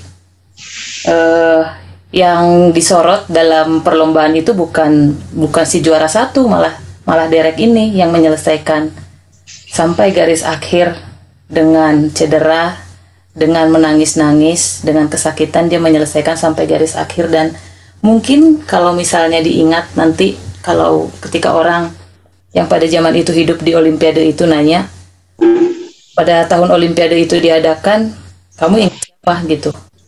Atlet yang paling berkesan, mungkin bukan juara satunya, tapi ya Derek ini gitu. Itu yang disorot orang, ya aku sih ngebayanginnya seperti itu, bahwa dia bisa menyelesaikan sekalipun dalam pertandingan itu mungkin bukan keharusan menyelesaikan karena dia cedera, tapi komitmen untuk menyelesaikan itu buat saya satu pilihan juga ya. Buat saya dengan Tuhan juga nggak selalu baik-baik aja, tapi ya bagian saya adalah menyelesaikan sampai garis akhir. Kita dipanggil untuk bertanding dalam pertandingan iman, dan setiap orang yang bertanding dalam pertandingan iman harus keluar sebagai pemenang, bukan orang yang menyerah di tengah jalan. Ya ini tadi sama seperti Derek tadi, harus keluar sebagai pemenang. Pemenang itu nggak harus juara satu. Ya kalau mungkin versinya dunia pemenang itu adalah juara satu. Di dalam Kristus saya sih percaya pemenang itu adalah mereka yang bisa menyelesaikan sampai garis akhir. Sekalipun berdarah-darah, sekalipun terseok-seok, sekalipun harus bercucuran air mata gitu. Tapi bisa menyelesaikan sampai garis akhir, yaitu adalah pemenang. Bukan yang pertama mungkin dalam barisan terakhir, tapi ya itu adalah pemenang gitu. Yang itu yang Tuhan mau. Harus keluar sebagai pemenang, bukan orang yang menyerah di tengah jalan. Menyerah karena kesukaan, menemukan kesukaan, atau menyerah karena penderitaan. Menyerah karena tawaran dunia, atau menyerah karena keinginan diri sendiri itu. Karena lebih banyak hal yang bisa mendorong kita untuk menyerah ya, dibanding hal-hal yang memaksa kita untuk terus bertanding. Lebih banyak tawaran menarik untuk bisa membuat kita berhenti untuk ikut Tuhan dibanding tawaran untuk menyelesaikan sampai garis akhir. Tapi ya belajarlah gitu untuk memilih justru yang paling sedikit gitu, paling yang gak banyak orang mau pilih. Terakhir, di hari-hari terakhir ini, hal penting yang harus menjadi perhatian utama kita adalah bagaimana kita menyelesaikan apa yang telah dimulai dan bagaimana mengakhirinya dengan cara yang benar. Ya, ini berbicara tentang bukan bagaimana memulai, karena ya kan di Alkitab ada yang bilang, ada firman Tuhan yang berkata, kamu telah memulai dengan baik gitu, kenapa bisa mengakhiri dengan daging gitu. Bagaimana memulai dengan baik, bagaimana menjalaninya juga dengan baik, dan bagaimana mengakhirinya dengan baik gitu, itu adalah perjuangannya. Ya sekarang kita nggak tahu apa kita tuh ada di tengah-tengah dalam perjalanan menuju akhir, atau kita tuh masing-masing sedang ada di akhir dalam perjalanan kita, ya kita masing-masing nggak tahu. Tapi yang harus kita pastikan bahwa kita sedang berada di track, menjalani dengan baik, dan dalam perjalanan perjuangan mengakhirinya juga dengan baik. Itu aja, terima kasih.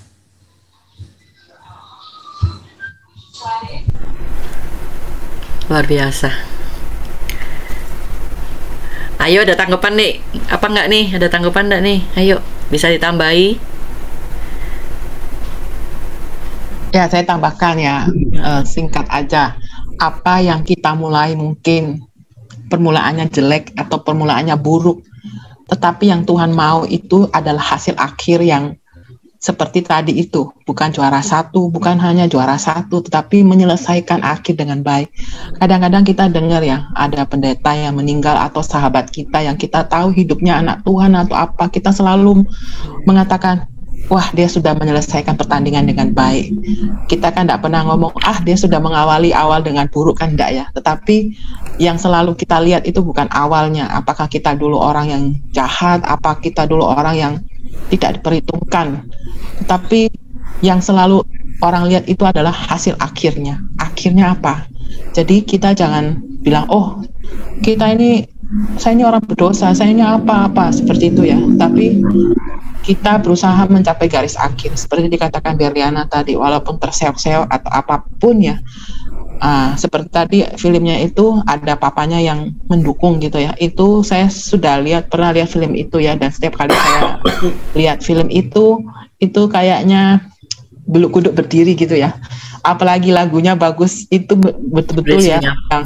Ya, apalagi seperti itu. Makanya apapun awalan kita, tetapi yang Tuhan perhitungkan itu akhirannya.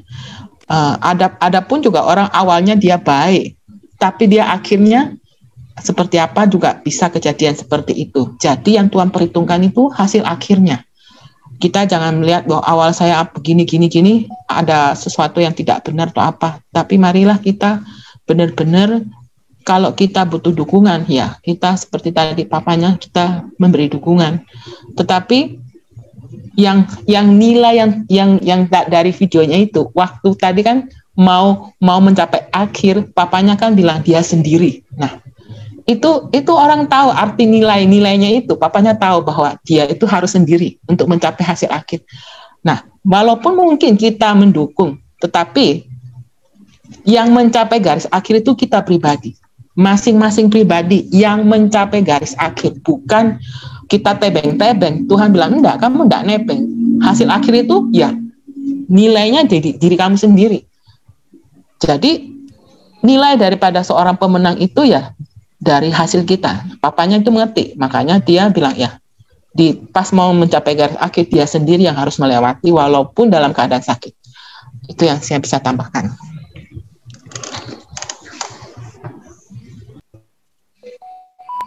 Thank you. Ibaratnya finishing well ya. Oke, faithful and finishing well. Oke. Bu Tambah atau siapapun boleh nanggepin nih. Ayo, luar biasa Berliana. Sekilat. Yesti kalau mau ngambil bagian boleh nih Yesti. Silakan. Oke. Masih tentang seperti tadi ya, yang terdahulu menjadi yang terakhir ya. Dari Lukas 13 ayat 22 sampai 30. Tapi sebelumnya saya mau cerita dulu. Ceritanya kalau begini ya. Kalau seandainya saya memberikan tiket buat anak saya untuk pergi ke Jakarta. Dia udah yakin dia akan pergi ke Jakarta dan tiket itu dia pegang. Dan semua bahkan kebutuhannya sudah saya sediakan, dia tinggal pergi. Dan anak satu lagi juga saya berikan, ya. Tapi anak yang pertama itu jauh sebelumnya saya sudah berikan, tapi dianya menganggap santai aja lah, tenang saja, masih ada waktu. Lalu dia berangkat, ada di rest area. Di rest area dia duduk-duduk santai-santai dulu, sampai akhirnya tanpa dia sadari bahwa anak saya yang nomor 2 yang saya berikan terakhir tiket itu sudah sampai di Jakarta lebih dulu ya. Ceritanya gimana nih gitu. Sudah diterima tapi tidak pergi-pergi, tidak ada actionnya, tidak ada tindakannya, terlalu mengabaikan kesempatan yang sangat berharga yang saya berikan. Nah, kita anak-anak Tuhan seringkali ya bersikap seperti itu. Sebenarnya kita mendapat kasih karunia yang sama, ya setiap kita juga mengalami kairosnya Tuhan yang sama, hanya mungkin caranya, waktunya berbeda. Tapi pada dasarnya semua kita diberikan hak sebagai anak-anak Allah yang menerima kasih karunia-Nya Tuhan. Nah, di dalam perumpamaan, di dalam perikop ini, judulnya adalah berjuanglah melalui jalan yang sempit. Teman-teman, kekristenan itu bukan jalan tol bebas hambatan, bukan. Kekristenan itu juga bukan jalan yang pendek, tetapi justru perjalanan maraton yang terus-menerus selama kita hidup. Ya, jadi nggak ada jalan pintas. Cuma gereja saat ini melakukan satu ajaran untuk jemaat, mereka diajar untuk mencari jalan pintas gitu loh. Karena mungkin hari-hari ini ya, dunia saat ini selalu mengajarkan yang instan-instan. Apa-apa instan. Dulu kan nggak ada seperti sekarang. Kalau sekarang coba kita lihat, kita mau apa? Tinggal klik di HP kita semua. Kebutuhan kita bisa kita dapat pada waktu yang kita inginkan gitu. Nggak perlu lagi kita pergi harus ke mall, nggak perlu lagi kita harus ke bank, nggak perlu. Semuanya instan. Nah, karena dunia mengajarkan hal-hal yang instan, hal-hal yang gampangan saat ini, sehingga umat Tuhan juga jadi mentalnya itu mental yang murahan gitu. Padahal Tuhan kita itu sudah memberikan kita sesuatu yang sangat berharga. Dia murah hati tapi bukan murahan gitu loh. Ya, Tuhan mendidik kita semuanya ya pasti dengan sungguh-sungguh gitu. Kita diberikan satu jalan masing-masing itu bagaimana kita sampai ya di jalan yang sempit itu. Di situ dikatakan bahwa, saya baca di terjemahan sederhana Indonesia ya tentang Lukas 12 ayat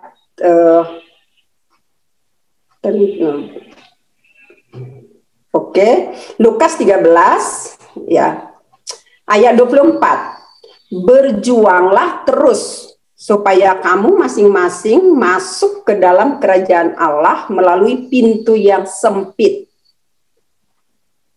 Sesungguhnya aku berkata seperti itu kepadamu, karena banyak orang yang akan berusaha masuk ke situ, tetapi tidak mampu melakukannya. Jadi, kenapa mereka nggak mampu melakukan? Kenapa banyak orang ogah masuk jalan sempit? Kenapa mereka kok nggak punya daya juang untuk memasuki jalan yang sulit, jalan yang terjal, jalan yang berliku-liku yang harus dibayar, ya, satu langkah demi langkah di dalam perjalanan yang panjang ini ada harga yang harus dibayar gitu loh. Nah, kebanyakan kita umat Tuhan itu nggak siap bayar harga, itu masalahnya. Semuanya kepengen instan, semuanya kepengen murah, semuanya kepengen enak. Jadi kita ya sekarang umat Tuhan tuh banyak yang mentalnya mental manja, ya. Kalau doa pun punya masalah sedikit, dia udah meraung-raung doa, mungkin ya doa puasa, mungkin ya doa apa kayak ini hanya untuk minta-minta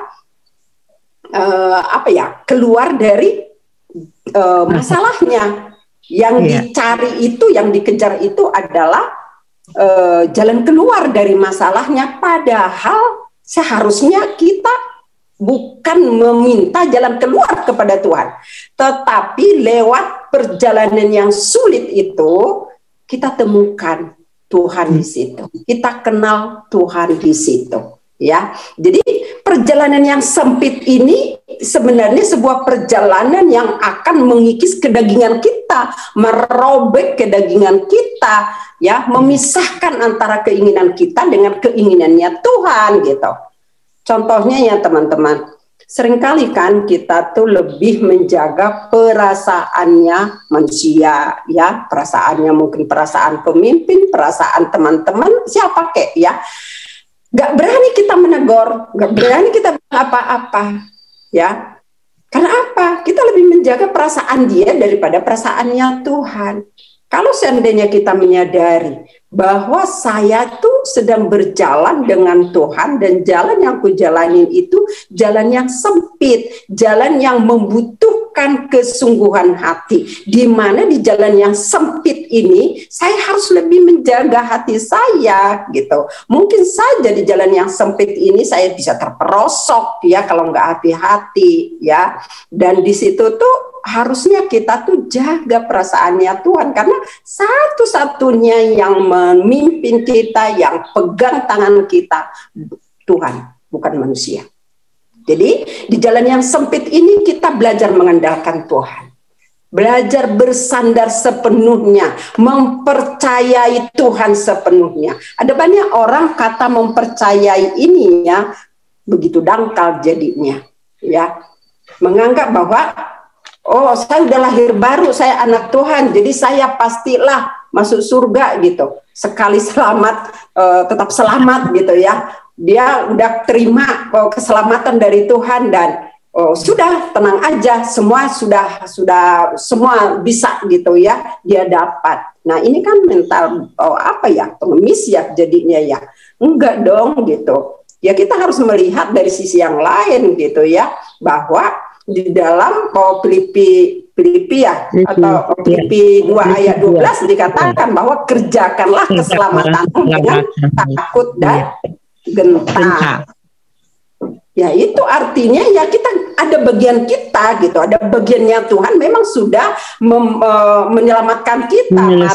Yesus mati buat kita dan kita sudah diselamatkan. Tetapi keselamatan ya, hidup yang sudah ditebus ini adalah bagian kita untuk mengisinya, menjaganya gitu loh di hadapan Tuhan gitu. Jadi Jangan sampai kita punya apa ya, mental, punya apa ya, pengertian, ya tenang aja lah kan kita sudah anak Tuhan gitu. Begitu gampangnya orang bilang anak Tuhan, tetapi saya suka ketawa ya saudara-saudaraku. Kalau ada orang asal orang Kristen ya anak Tuhan gitu. Padahal saya suka gini, bener nggak sih? Ya coba kita jujurlah pada diri sendiri, ya. Kalau sekarang kan label anak Tuhan itu diberikan kepada orang Kristen. Apakah semua orang Kristen sudah jadi anak Tuhan? Tidak, kalau menurut saya. Banyak hamba-hamba Tuhan aja banyak yang masih senang di dalam dosanya, nggak ada pertobatan gitu. Ayo kita jaga gitu, jangan sampai kita menjadi orang yang terakhir gitu. Kenapa menjadi orang yang terakhir? Saya di sini akan ada siapakah yang akan menjadi orang yang tadinya terdahulu menjadi orang yang terakhir, ya. Dari ayat ini saya dapatkan ya, mereka yang tidak mau bertobat sudah diberikan peringatan, sudah diberikan kesempatan sama Tuhan. Banyak kesempatan demi kesempatan Tuhan berikan. Begitu sabarnya Tuhan itu menantikan anak-anaknya untuk bertobat, tetapi tidak mau bertobat. Nah, orang kayak gini akan menjadi yang terakhir. Bahkan kalau menurut saya, bukan saja menjadi orang yang terakhir, tetapi orang yang gagal, yang hampir masuk dalam hidup kekal. Hampir masuk, tapi tidak jadi masuk. Serem kan? Gitu. Ya. Terus tidak sungguh-sungguh ikut Tuhan. Tidak sungguh-sungguh ikut Tuhan gitu loh. Ikut Tuhan itu kan menyangkal diri dan memikul salib kita. Masing-masing kita punya salib. Beda-beda. Beda-beda, ya kan? Iya. Nah, tapi kita bagaimana gitu? Kita sungguh-sungguh nggak sih menyangkal diri? Atau begitu kita disentil sedikit ya sudah terluka. Dan lukanya nggak diberes-beresin. Akhirnya makin lama numpuk, akhirnya menghitam lah, ya kan? Gitu. Jadi ya orang kayak gini ya akan menjadi yang terakhir. Ya bahkan seperti tadi, hanya hampir selamat, tapi tidak selamat. Ngeri kan? Lalu mereka yang beranggapan ya itu tadi ya, oh udah aku udah percaya Yesus ya sudah pasti aku selamat. Ya. Terlalu pede kalau menurut saya sih, ya kan ya. Ya harusnya memang kita diselamatkan oleh anugerah kasih karunia Tuhan. Tetapi ada bagian kita loh. Kita harus benar-benar mengerjakan keselamatan itu. Kita isilah ya hidup kita yang sudah menjadi milik Kristus ini, ya kita isi dengan keselamatan itu kita kerjakan. Terus yang berikutnya, siapa yang menjadi yang terakhir? Mereka yang tidak menghargai anugerah keselamatan itu. Sama ya seperti tadi ya yang diterangkan sama teman-temannya, tidak menghargai. Ya lama-lama akan menjadi yang terakhir, bahkan menjadi gagal, orang yang gagal untuk selamat gitu. Nah jadi teman-teman, yuk kita sungguh-sungguh, yuk kita sungguh-sungguh. Jalan memang sempit ya. Perjalanan kekristenan itu memang bukan perjalanan yang mudah ya.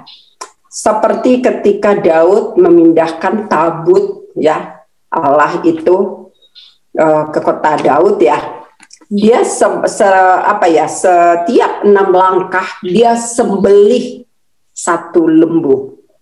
1 apa 2 ya? Aku nggak ingat lagi ya. 1 ya.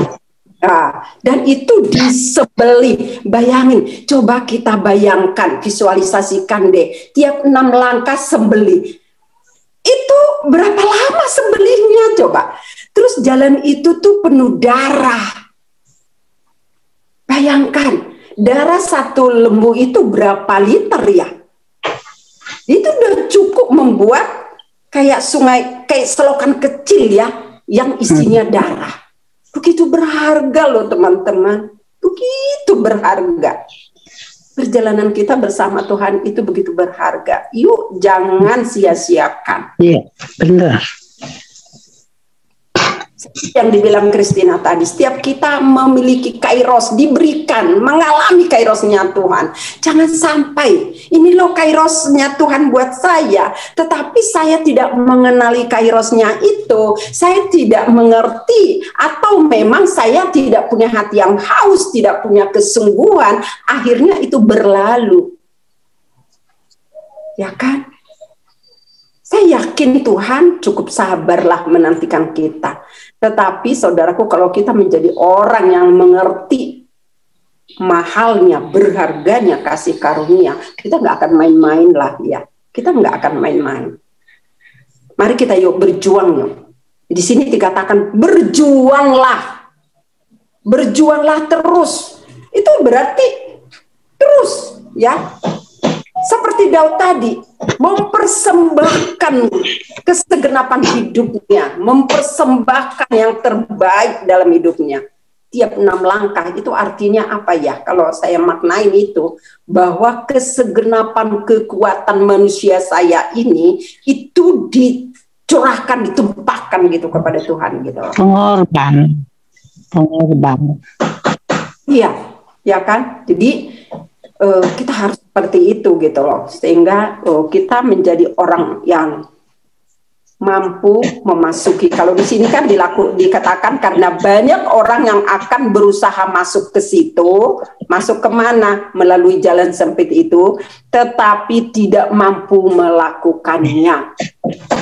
Tapi saya yakin kita semua dimampukan oleh Tuhan, asal kita punya hati yang haus, punya kerinduan, ya, punya kerinduan, punya hati yang mengejar Tuhan itu sungguh-sungguh dalam kehidupan kita sehari-hari. Siapa sih kita yang nggak punya masalah? Siapa sih kita nggak pernah terluka? Saya yakinlah semua kita pasti ya pernah membuat kesalahan. Tidak ada manusia yang kebal terhadap kesalahan atau bahkan terhadap dosa sekalipun. Tetapi tidak banyak orang yang benar-benar datang dengan remuk hati di hadapan Tuhan gitu loh. Kita datang kepada Tuhan, kita andalkan Tuhan dalam perjalanan kita masing-masing. Nah, inilah gunanya kita ada di dalam komunitas ini.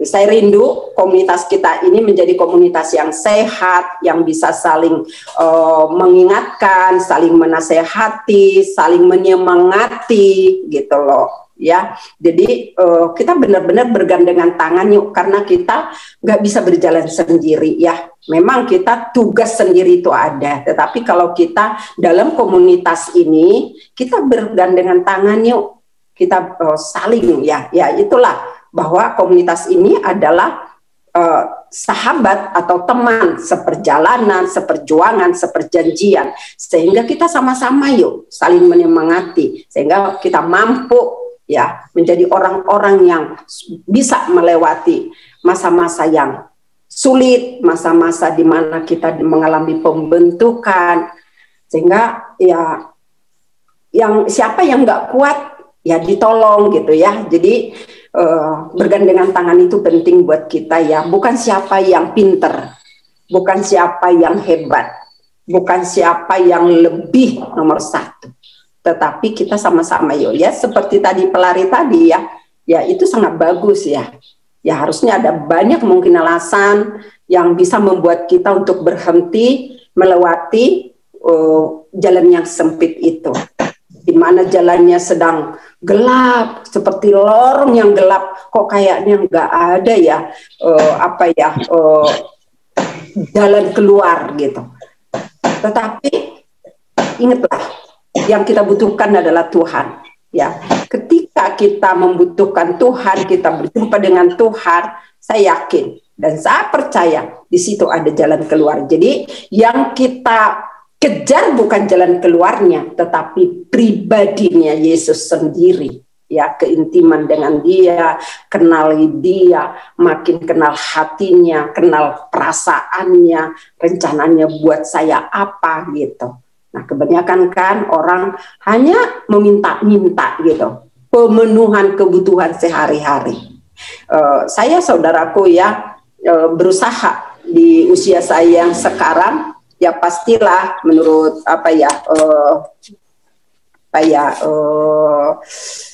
single parent kayak saya, usia juga bukan muda lagi, dan saya juga seorang yang bekerja keras gitu. Nggak gampang, tetapi saya benar-benar komitmen dan saya ambil keputusan. Kiri kanan masalah segala macam, saya tidak mau lagi terikat dengan itu, apapun itu, entah itu yang mengenakan, yang menyusahkan apapun, saya katakan, Tuhan, aku tutup mata untuk itu. Saya mau fokus. Saya merasakan bahwa waktu ke depan 20 tahun lagi aja udah, aduh, itu sangat sebentar loh. Sekarang kan satu minggu aja Senin udah kembali lagi, apalagi udah minggu lagi, udah gitu lagi gitu kan. Waktu cepat berlalu gitu. Jadi saya mau berusaha untuk menghargai waktu, kesempatan yang Tuhan berikan ini buat saya, mengisinya dengan benar-benar ya. Mengisinya dengan apa? Dengan pertobatan. Mulai berubah. Sudut pandang saya untuk melihat hidup ini harus berubah. Nah, ya, kesempatan untuk apa? Kesempatan untuk menyelesaikan pekerjaan yang Tuhan berikan. Harus selesai. Dan kesempatan untuk berubah itu yang paling penting. Karena ketika kita enggak selesai dengan diri kita, bagaimana kita mau menghadap nanti kepada Tuhan? Jadi, yuk selesaikan segala sesuatu juga, dan itu perjalanan kita melalui jalan sempit tadi akan terasa lebih ringan, lebih gampang, lebih ringan lah untuk dilalui gitu. Jadi tergantung dari kita, meskipun itu sempit, kalau kita dengan sikap yang benar, itu bukan sesuatu yang menakutkan, bukan sesuatu yang susah. Tetapi kalau kita memang sikap hatinya salah, sudut pandangnya juga salah, maka jalan yang sempit itu akan menjadi satu hal yang menakutkan, ya. Tapi saya berharap teman-teman di sini, wanita-wanita Sion, bukan orang-orang yang takut, ya, melalui jalan sempit, karena kita tahu itu baik buat kita. Dan di situ kita akan didewasakan. Puji Tuhan, itu yang saya bisa bagikan, Erni. Thank you. Oh ya, aku share screen ya. Ya, monggo yo.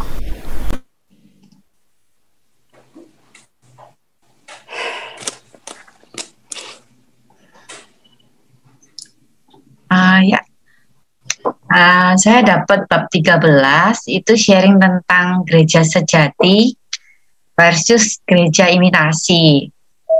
Ketika baca ini, awal saya belum bedah sih apa arti gereja, tapi setelah kemarin itu saya sempat komsel, terus ada anak baru, dia bilang, saya jarang ke gereja sih, saya orangnya cenderung nggak main perasaan, tapi pakai logika. Dia bilang, di Alkitab nggak ada tertulis kan kita harus ke gereja. Terus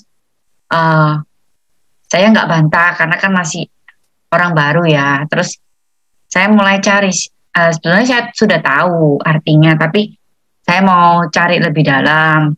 Nah, gereja itu pengertiannya itu yang saya tahu itu dari bahasa Yunani itu eklesia ya. Sering ini terkenalnya dengan eklesia karena kan kalau ngajar anak saya juga di sekolah juga diajar eklesia. Artinya apa sih? Eklesia itu artinya dipanggil keluar. Iya. Nah, arti kontekstual dalam kehidupan kekristenan itu dipanggil keluar untuk menjadi muridnya Kristus. Itu arti dari gereja. Jadi gereja di sini bukan gedungnya, bukan bangunannya, tapi kita ini adalah gereja. Eklesia kan artinya tuh dipanggil keluar. Siapa yang memanggil? Siapa yang dipanggil? Dipanggil untuk apa? Nah, di sini gereja adalah kumpulan orang-orang yang dipanggil oleh Allah keluar dari dunia ini untuk menjadi miliknya. Gereja adalah umat kepunyaan Allah sendiri. Dengan demikian, kita yang telah beriman kepada Yesus Kristus itu adalah gereja. Jadi kita ini yang sudah sungguh-sungguh beriman kepada Tuhan, itu adalah gereja. Nah, kemudian di dalam buku dibahas perbedaan gereja sejati dengan gereja imitasi. Apa sih perbedaannya? Perbedaan pertama, gereja sejati itu berpusat kepada Kristus, sedangkan gereja imitasi itu berpusat kepada diri sendiri. Jadi fokusnya itu kalau sungguh-sungguh kita tuh gereja sejati, itu kita yang terutama satu-satunya adalah Tuhan Yesus. Tapi kalau imitasi itu sepertinya mirip-mirip, kelihatannya kayak kepada Kristus, tapi pada dasarnya itu kita hanya berfokus pada diri sendiri, egosentris. Nah, gereja dalam hubungannya dengan Tuhan itu digambarkan sebagai pengantin wanita. Kita ini seperti pengantin wanita, di mana Tuhan Yesus itu adalah mempelai laki-laki. Dalam Markus 2 ayat 18-20, Rasul Paulus juga memakai kiasan ini itu untuk menggambarkan kasih dan pengorbanan Kristus bagi gerejanya, bagi kita mempelai wanitanya. Perbedaan yang kedua, gereja sejati itu menghasilkan murid yang sejati, sedangkan gereja imitasi hanya menghasilkan penonton. Gimana sih murid sejati itu dan apa sih penonton itu? Nah, gereja yang dalam hubungannya dengan Allah itu yang kedua itu digambarkan sebagai kebun anggur, di mana kebun anggur itu akan berbuah ya. Dalam kiasan kebun anggur itu Tuhan itu mau supaya gerejanya, kita ini gerejanya bertumbuh dan berbuah, menghasilkan buah anggur yang baik. Buah apa lagi? Buah keadilan, buah kebenaran, dan kekudusan. Juga ada di dalam Alkitab juga ya, di Galatia, itu buah-buah roh, itu juga buah karakter. Tuhan mau kita itu bertumbuh sungguh-sungguh. Itulah kita itu adalah gereja sejati. Sedangkan kalau gereja imitasi itu enggak berbuah dia, karena dia kan pusatnya diri sendiri ya. Nah, gereja imitasi itu menghasilkan itu ya, membuat mata jemaat itu terkesima pada, teralihkan dari Kristus, teralihkan kepada fokusnya pada pribadi yang ya kita yang misalnya yang tidak bertumbuh, gereja yang palsu ini ya, bukan pada kita, bukan lagi fokusnya pada Kristus.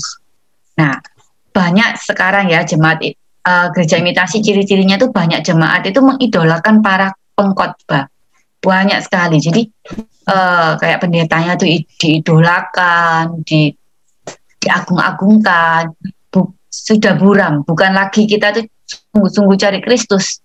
Sehingga seringkali jemaat yang seperti ini itu pilih-pilih pengkhotbah ya, ketika wah ini nggak enak, nggak datang minggu ini, atau ke gereja yang lain, atau kalau ini wah ini pengkhotbah favorit, pasti datang gitu. Nah, itu kan berarti fokus kita nggak lagi pada Kristus, tapi kepada pengkhotbahnya. Terus banyak juga nggak sedikit mereka yang mengejar-ngejar pengurapan hamba-hamba Tuhan tanpa mau mengalami Tuhan secara pribadi. Jadi mereka hanya aku mau ngejar nubuatan-nubuatan. Padahal sebetulnya kita tuh bisa secara pribadi berhubungan sama Tuhan dan kita bisa mendengar firman Tuhan secara pribadi ya. Tuhan bicara itu lewat firman-Nya, lewat kita sungguh-sungguh dalam perenungan, berdoa. Itu Tuhan akan bicara karena kita semua itu sama. Kita semua itu anak Tuhan itu. Kalau anak itu kan akan bisa mendengar suara Bapa. Tapi seringkali itu banyak ya kita ini maunya instan. Aduh, kepingin mau cepat, kepingin dengar aja lah dari hamba Tuhan. Apa sih Tuhan mau apa dengan aku? Tapi tanpa mau membangun hubungan pribadi sama Tuhan. Nah, orang-orang yang seperti itu banyak sekali yang menjadi batu sandungan ya. Kadang-kadang orang itu apa itu yang dituhankan itu hamba Tuhannya seringkali itu, dan ada sih ya yang komplain ketika banyak sharingan tentang hamba Tuhan. Persepsinya bahwa yang dituhankan adalah hamba Tuhannya, bukan inti dari apa yang di-sharingkan. Itu ada, kita mengalami juga ya. Terus ciri yang paling kentara dari gereja imitasi adalah jemaat yang mereka layani itu anak burung yang mau selamanya disuapin. Jadi seperti baby yang mau bubur saja, yang mau disuapin, yang nggak bisa cari makanan sendiri.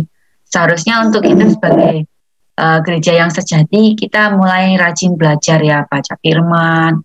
Ketika kita nggak mengerti, kita minta Roh Kudus, bahwa Roh Kudus yang akan menyingkapkan apa yang menjadi rahasia ilahi supaya kita bisa mengerti. Seperti anak-anak ya, mungkin nggak langsung yang gitu ya, nggak langsung mengerti. Seperti anak baby nggak bisa langsung mengerti pelajaran orang kuliah gitu. Tapi semakin sungguh-sungguh, semakin mau, asal ada kemauan dan sungguh-sungguh, Tuhan itu akan berbicara dan kita akan belajar tahap demi tahap. Gereja yang sejati ini berfokus kepada pelipat gandaan murid sejati, yaitu pelipat gandaan orang-orang yang mengalami Tuhan secara pribadi. Ada pelipat gandaan orang yang berfungsi sebagai imam-imam perjanjian baru. Inilah yang gereja sejati hasilkan. Buah-buahnya itu yaitu bukan mencetak orang yang harus mengidolakan aku, mendamba-dambakan aku, mengagungkan aku, bukan seperti itu, tapi sungguh-sungguh membawa orang-orang itu mencari Tuhan, dan orang-orang itu akan menjadi contoh juga untuk bisa membawa orang lain itu mengalami Tuhan.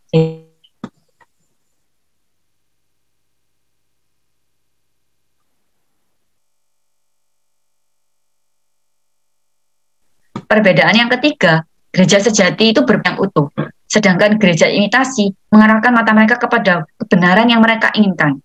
Karena itu, mereka mencomot kebenaran yang sesuai dengan kehendak mereka. Jadi kalau yang sejati itu hidup kita dicocokkan sama firman Tuhan.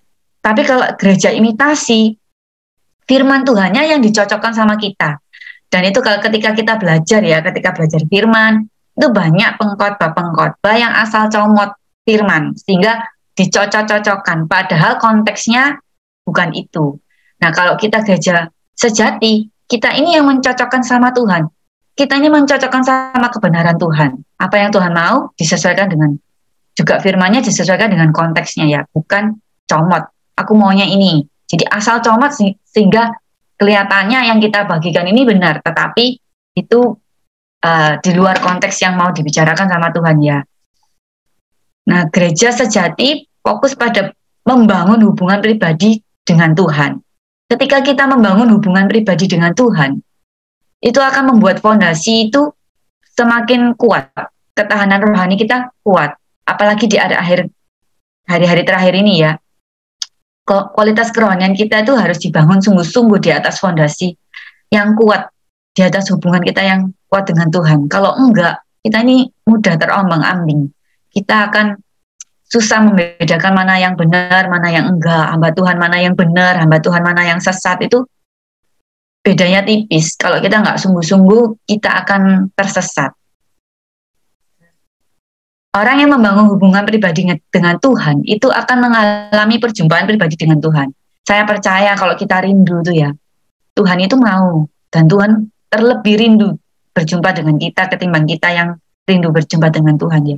Jadi pertumbuhan pribadi dengan Tuhan itu yang membuat mereka ini menjadi orang-orang yang semakin hari semakin kuat.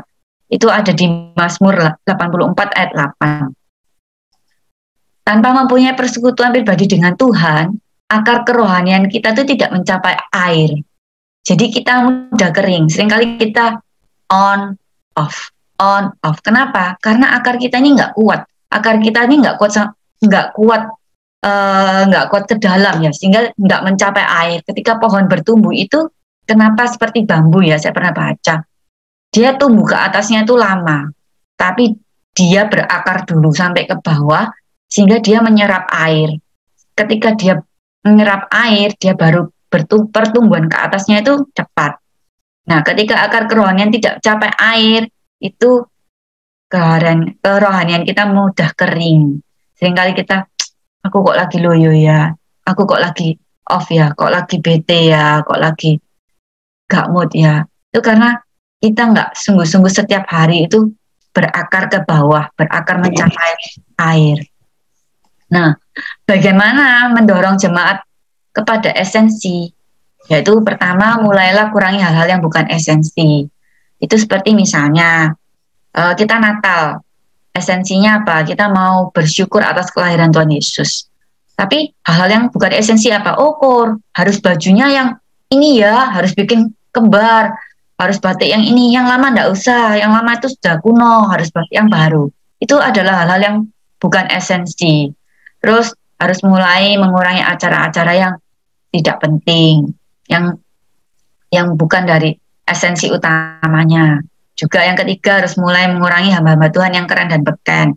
Jadi kita harus bisa menyeleksi ya, kira-kira hamba Tuhan yang mana yang benar-benar hatinya tuh sungguh-sungguh sama Tuhan. Bukan cuman yang keren-keren aja, yang lagi tren, tapi sungguh-sungguh kita boleh berdoa untuk buah yang dihasilkan oleh hamba Tuhan ini. Lalu yang keempat harus mulai kembali kepada yang original. Apa yang asli, yaitu fokuskan hati jemaat kepada hubungan pribadi mereka dengan Tuhan. Ini saya tambahkan juga ya, dasar kita melayani itu adalah kasih. Jadi kalau dasar kita itu melangkah berkhotbah, bukan karena ini panggilanku harus berkhotbah, bukan. Tapi karena kita benar-benar mengasihi orang yang kita layani. Kita mau mereka belajar kebenaran dan semakin mengenal Tuhan. Kita mau berkhotbah bukan karena kewajiban tugas. Oh, hari ini aku tugas, aku harus berkhotbah. Bukan. Bukan karena kita sudah bisa, bukan karena harus berani, bukan karena mau menggenapi panggilan, bukan karena untuk mau diakui atau dipuji, tapi karena mengasihi umatnya yang mau mengenalkan mereka pada sang kebenaran, karena mau membawa mereka lebih dalam mengenal Tuhan kita. Itulah yang harus kita pegang ya, dasar kita mengasihi. Dasar kita melayani adalah kasih. Karena tanpa kasih Tuhan itu sulit. Saya juga mengalami ya, kadang-kadang ada orang yang kayaknya tuh manipulasi banget gitu loh. Tanpa kasih Tuhan itu kita nggak mampu melayani orang-orang seperti itu ya. Tapi satu lagi yang saya tanamkan, Tuhan, kalau saya berdoa, Tuhan, kalau Engkau izinkan aku melayani, kasih aku hati, Tuhan. Hatimu dalam hatiku untuk boleh melayani orang ini. Ya, seperti itu sharing saya. Terima kasih.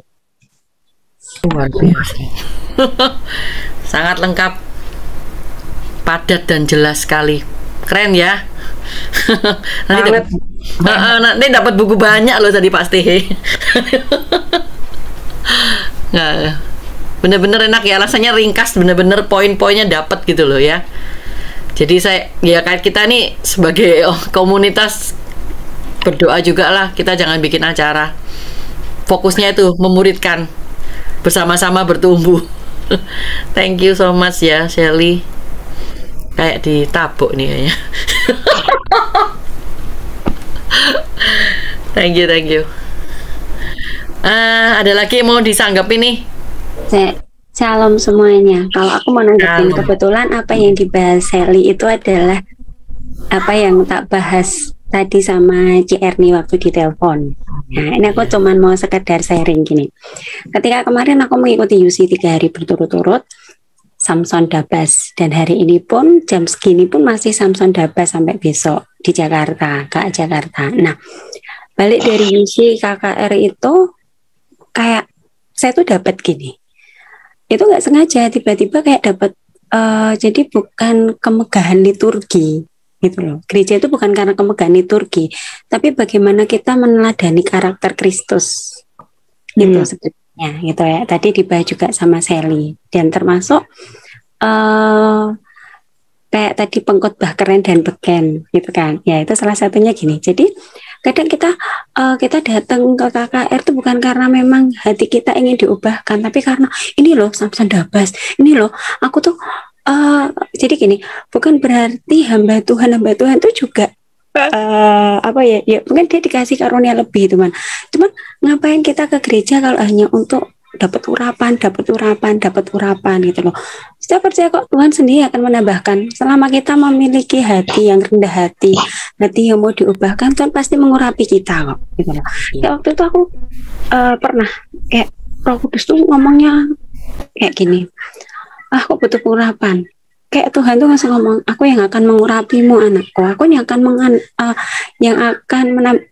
mengurapimu Tiwi. Jadi bukan Samson Dabas, bukan hamba Tuhan ini, tapi memang aku Tuhan Allahmu yang akan mengurapi kamu seperti itu. Nah, itu yang aku dapat. Kebetulan di hari yang kedua aku tuh malah dapatnya kayak tadi, Sally benar juga melayani dengan penuh kasih. Kalau aku ada tambahan, kita harus melayani dengan penuh kasih dan belas kasihan gitu loh. Tapi jangan sampai mengasihani diri sendiri juga gitu loh.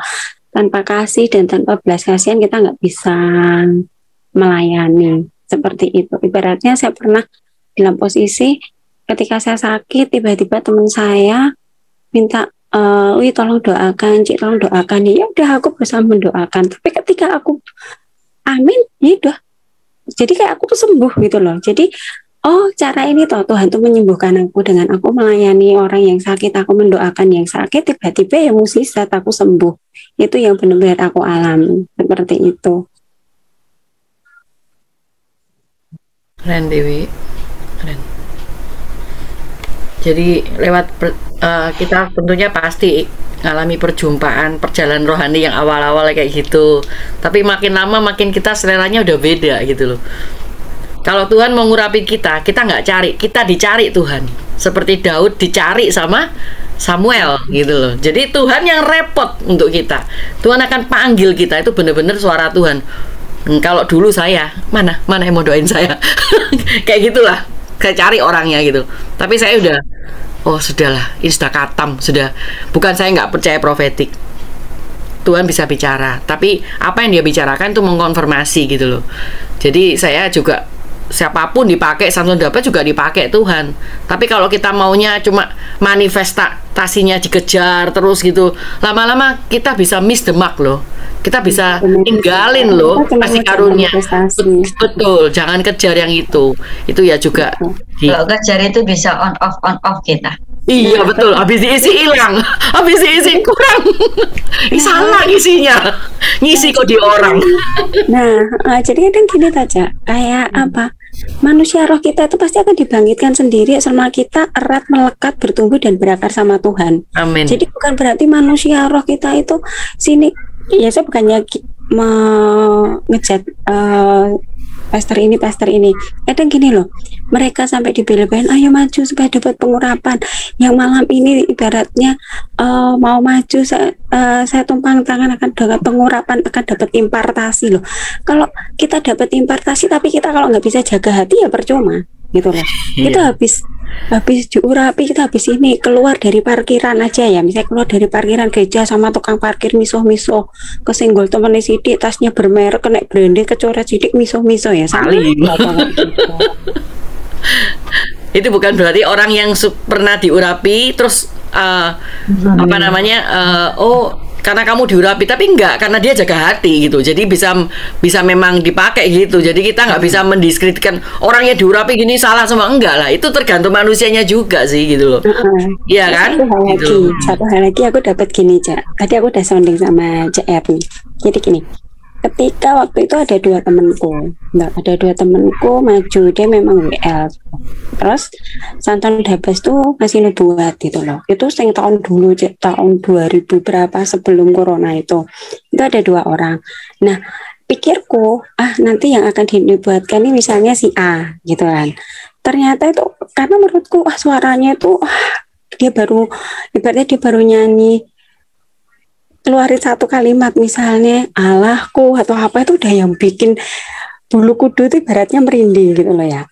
Tapi justru malah yang temanku yang B itu yang dinubuatkan. Tapi setelah aku melihat dari perjalanannya, dia temanku yang si B itu yang dia rendah hati gitu loh. Seperti itu. Oh, terus dari situ aku belajar. Oh, kenapa ya justru malah si B? Tapi ternyata memang dari sehari-harinya memang dia ini sikap kerendahan hatinya itu loh. Dia punya kerendahan hati, makanya mungkin Tuhan pakai dia lebih dan lebih lagi. Gitu. Jadi dia tidak memegahkan diri dia sendiri, dia tidak memegahkan apa, tapi memang dia melayani emang benar-benar penuh dengan kerendahan hati. Itu sih yang aku sharingkan. Ya saya mau nambahin dalam melayani, selain kasih itu kita harus jalan bareng. Kasih dan kebenaran itu jalannya sama, bareng. Karena kalau kasih aja tanpa kita kebenaran ngajar, itu orang akan kayak hanyut, tak bisa berdiri. Maksudnya nggak bisa jadi duplikat bapak gitu loh. Jadi kan yang tadi dibahas kan pembapaan ya, duplikat kebapaan. Dan itu selain dibalut kasih, setelah kasih jalan juga, maksudnya berbarengan dengan kebenaran. Kasih dan kebenaran seperti dua sisi mata uang ya.